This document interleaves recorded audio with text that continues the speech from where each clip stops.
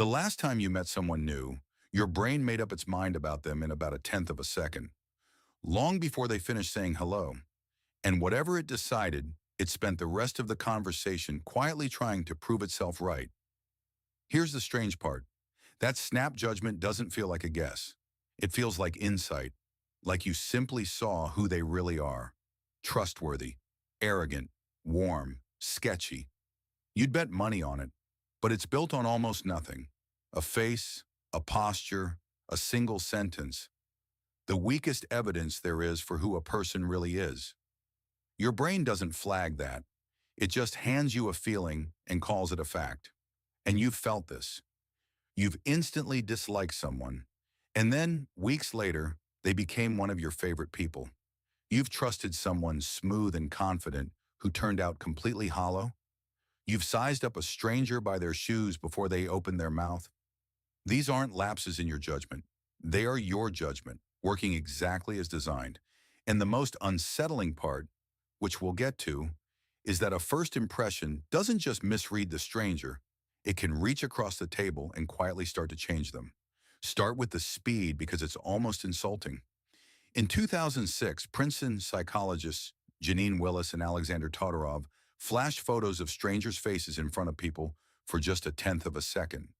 Then they asked simple questions. Is this person trustworthy, competent, likable? The snap answers, given in that flicker of time, lined up closely with the judgments people made when they were handed all the time they wanted. So what does all that extra time buy you? Not a better answer, just a surer one. Let people stare at the face longer, and the verdict barely budges. Only their confidence climbs. Sit with that. The more you study someone, the more certain you feel about a call you'd already made in the first flash. And that certainty feels exactly like getting to know them. It doesn't. It's just confidence, dressed up as truth. And what is that lightning verdict built on? Mostly a handful of things you can take in within a tenth of a second. A face, a build, the way someone holds themselves. Back in 1920, psychologist Edward Thorndike noticed something odd in how Army officers rated the soldiers under them. Score a man high on the visible things, his physique, his bearing, and somehow he also scored higher on intelligence, on dependability, on leadership. Qualities no glance could ever reveal. Thorndike called it the halo effect. One good trait casting a glow over all the others, including ones you couldn't possibly judge from looks alone.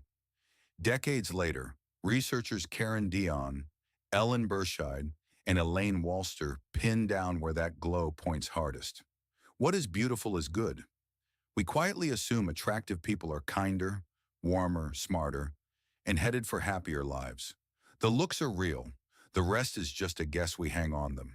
And you've been doing it this whole video to me.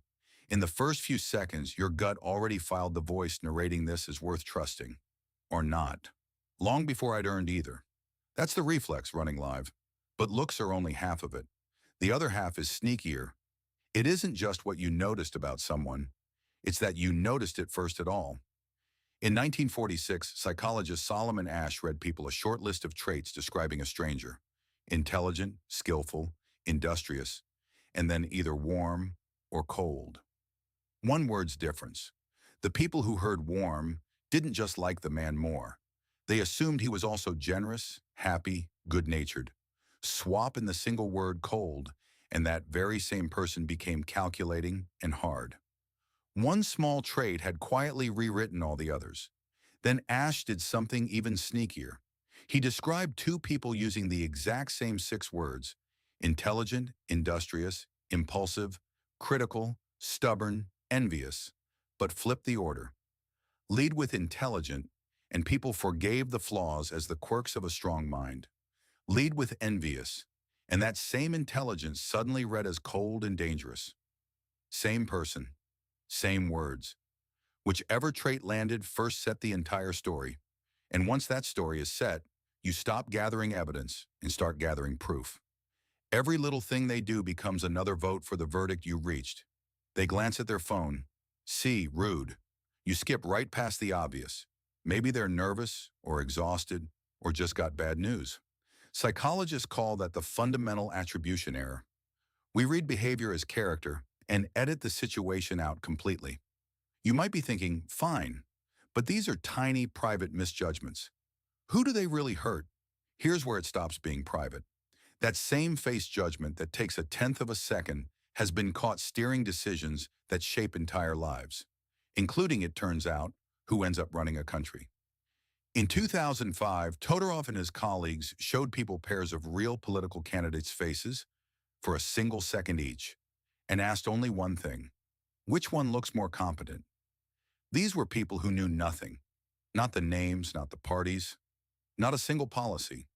And their snap impressions of competence predicted the actual winners of nearly 7 in 10 U.S. Senate races.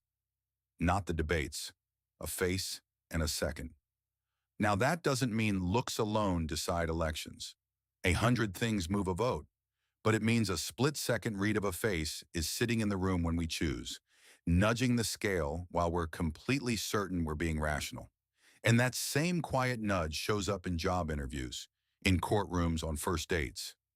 But here's the twist you might not expect, because sometimes that snap read is shockingly accurate. In one study, strangers watched just 30 seconds of silent video of a teacher they had never met. Their gut rating of that teacher predicted how the teacher's own students would rate them after an entire semester. 30 silent seconds versus 4 months in the room, and those 30 seconds had already seen it coming. So is your gut secretly brilliant? Only halfway. Snap judgments are decent at the surface. How outgoing someone is, how much energy they bring. That leaks out in seconds. But the things you actually care about: is this person kind? Are they honest? Can you trust them? Barely show on the outside at all. That's what almost always wrong really means. Not that you misread everyone, but that you're most certain exactly where you're least reliable. The kindness, the honesty, the trust. And here's the trap. Your confidence doesn't rise on the easy reads and drop on the hard ones. It feels just as certain either way. Which brings us back to the promise from the start. The way a first impression can reach out and change the person in front of you. In 1977, researchers had men talk by phone with women they had never met. Before each call, every man was handed a photo, supposedly of his partner. Attractive for some, plain for others. The photos were fake, but the men who believed they were talking to someone beautiful became warmer, funnier, more engaged. And the women, who never saw any photo, who had no idea any of this was happening, felt that warmth and warmed right back. Afterwards, strangers listened to only the woman's side of each call and rated her as friendlier and more likable, exactly when the man had expected her to be. His assumption didn't just describe her, it pulled that behavior out of her. And then he pointed at it as proof he'd been right all along.